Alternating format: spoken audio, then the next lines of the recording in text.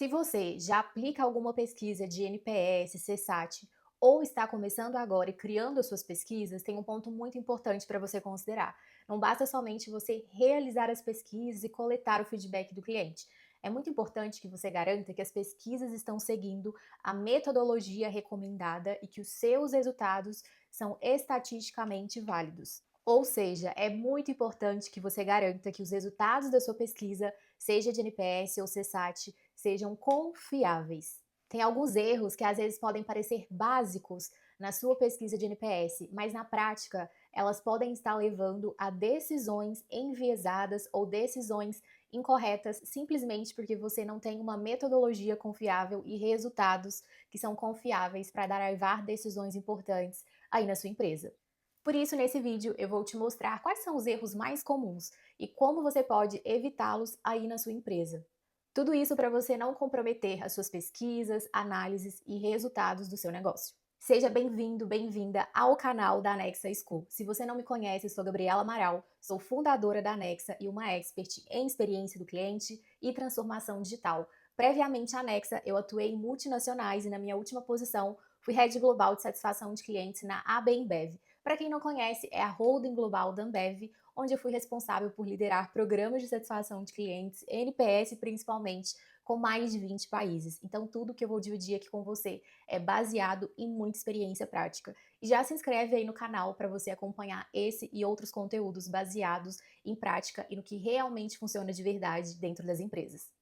O primeiro erro que eu quero dividir com você é a garantia de que os seus resultados são estatisticamente válidos.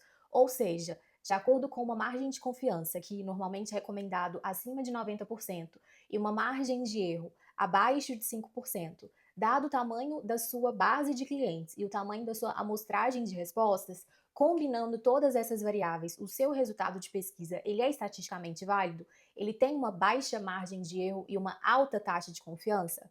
Bom, esse é o primeiro ponto que você precisa verificar. E normalmente, quanto menor a sua base de clientes, maior a quantidade de respostas que você vai necessitar para garantir que esses resultados são estatisticamente válidos. Quanto maior a sua base de clientes, mais margem você tem para conseguir uma quantidade de resposta que represente de forma válida a voz de 100% da sua base de clientes. Para você conseguir fazer esse cálculo por aí, existem muitas calculadoras disponíveis na internet. Eu vou deixar aqui na descrição desse vídeo um exemplo de calculadora que você pode usar por aí. O segundo erro é você não aplicar uma regra de noventena. O que essa regra quer dizer? Que você precisa dar um intervalo de pelo menos 90 dias entre o envio de uma pesquisa e uma pesquisa subsequente para o mesmo cliente. Na prática, isso quer dizer que você pode conduzir pesquisas mensais, trimestrais, semestrais, anuais, mas o mesmo cliente. Quantas vezes no ano ele está elegível para receber essa pesquisa? E de acordo com a regra de noventena, que está na metodologia de NPS, é recomendado que o mesmo cliente só receba pesquisa a cada 3 meses, ou seja, ele só pode estar ali na sua base para ser pesquisado, independente de quantas vezes você faz essa pesquisa no ano, a cada 3 meses. Então eu, por exemplo, na IBI, a gente já tinha um envio de pesquisa mensal. Todos os meses a gente apurava o NPS. Porém, o mesmo cliente, ele só entrava para a base de pesquisa 2 vezes ao ano. Ele poderia ser pesquisado 2 vezes ao ano. E por que essa regra é importante? Porque assim eu consigo garantir que eu não estou enchendo o meu cliente de pesquisas e que ele vai me responder a pesquisa quando ele receber, porque vai ter dado, inclusive, tempo de eu agir em cima do feedback dele, tratar o último feedback que ele me deu, antes que eu envie para ele uma segunda pesquisa. E aqui, gente, eu estou falando do NPS relacional. Mas, quando a gente fala de uma pesquisa de CSAT transacional, por exemplo, é claro que o cliente está suscetível a receber a pesquisa a cada transação. Então, lá no meu caso, por exemplo, a cada entrega de pedido, havia sim uma pesquisa de CSAT sobre aquele pedido. A regra de noventena, que estou explicando aqui, ela é recomendada para o NPS relacional, principalmente. Um terceiro erro que, assim, acredite ou não, ele existe, é você calcular o NPS de forma incorreta. O cálculo do NPS, ele se dá através do percentual de promotores menos percentual de detratores. E é um resultado que vai de menos 100 a 100. E as notas de NPS, elas vão de uma escala de 0 até 10. Ou seja, se você está fazendo um cálculo de NPS com uma conta que vai diferente de qualquer um desses pontos, esse é um grande erro. Então, eu já vi, por exemplo, casos de empresas fazer o NPS calculando uma média. Não, a fórmula da média ela é aplicável para o CSAT, mas não para o NPS. Então, muito cuidado também na forma como o seu NPS está sendo calculado, para garantir que você está realmente seguindo a fórmula e a metodologia recomendada. Quarto erro que também costuma gerar confusão por aí é na escala do NPS. Como eu comentei anteriormente, o NPS ele vai de uma escala de 0 até 10. Mas eu já vi, por exemplo, pesquisas onde começa no 1, em vez de 0. Ou cálculos que vai ser de 1 a 5. Gente, esse não é o correto. O que está na metodologia de NPS é uma escala que vai de 0 a 10. Já o CSAT, ele sim, você pode ter escalas que vai de 1 a 5 ou de 1 a 10, mas o NPS é de 0 a 10. Então, muito cuidado também para não cometer esse erro por aí. O próximo erro, muito comum, tem relação com tudo isso que eu acabei de explicar, que é você confundir o NPS com o CSAT.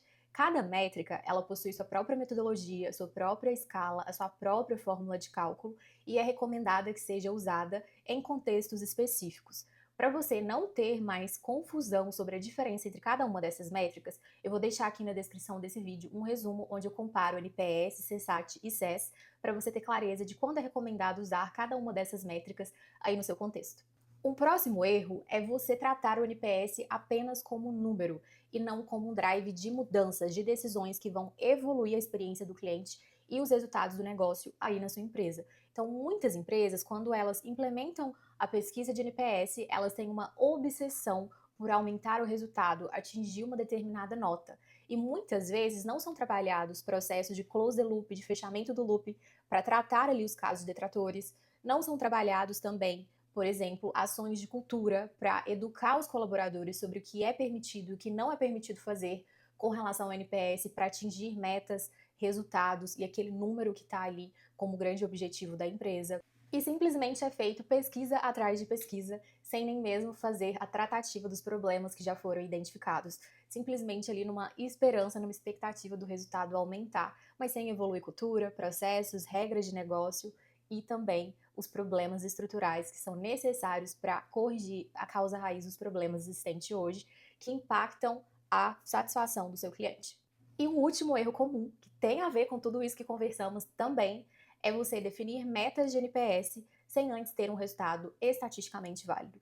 Quando você define metas, principalmente se não é uma meta geral e é uma meta, por exemplo, por operações específicas, por business units específicas, por equipes específicas, você precisa garantir que não só o seu resultado total de NPS ele é estatisticamente válido, mas que você também tem uma quantidade de respostas válida no nível de granularidade em que a sua meta foi definida. Então, muito cuidado em quanto você vai abrir a meta para garantir que você está abrindo em um nível onde você tem um resultado que tem um número de respostas válido, ou seja, não cobre uma meta de nenhuma operação, nenhuma equipe, antes de você, como profissional, equipe de experiência do cliente, garantir que aquele resultado é confiável.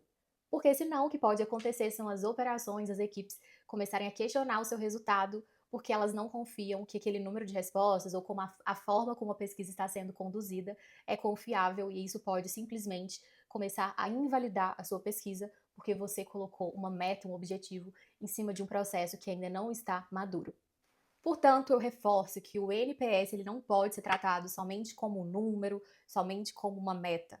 Ele precisa ser usado e aplicado nas empresas como uma informação que vai drivar decisões que vão melhorar a experiência do seu cliente e os resultados do seu negócio, com maior retenção, maior vendas, maior recorrência, renovação. Mas tudo isso só é possível quando a sua metodologia está bem feita. Então, antes de almejar grandes resultados, grandes números, comece garantindo que a sua metodologia de pesquisa está confiável e bem feita. E se você está buscando mostrar como a experiência do cliente driva os resultados de um negócio e como conectar dados, experiência do cliente com o impacto financeiro que tudo isso traz para a empresa, já se inscreve aqui no meu canal, porque eu estou sempre trazendo conteúdo sobre como implementar experiência do cliente de forma estratégica na prática. E eu te vejo no próximo vídeo.